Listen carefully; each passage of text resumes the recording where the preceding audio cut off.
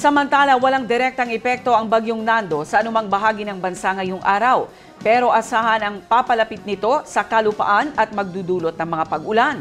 Patuloy rin na umiiral ang southwest monsoon. Ang ulat panahon sa report.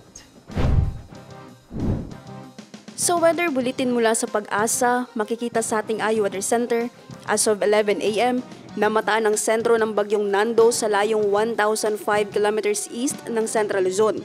May lakas na 75 kilometers per hour at pagbugso na 90 kilometers per hour.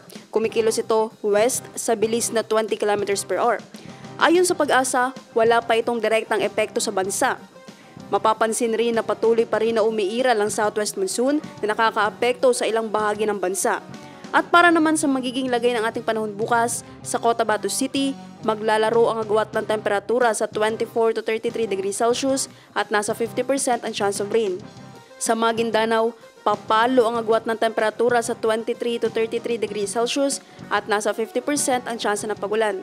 Sa Cotabato Province, maglalaro sa 23 to 31 degrees Celsius ang agwat ng temperatura at 50% ang chance ng uulan.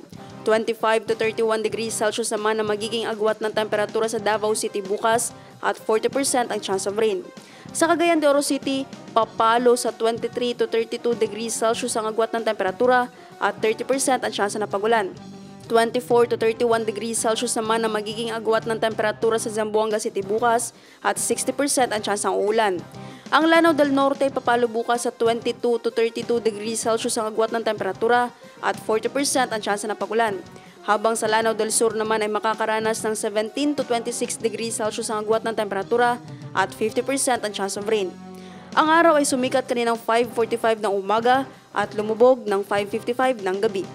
At yan ang latest mula sa ating iWeather Center. Naphtali Velarde, iMinds, Philippines.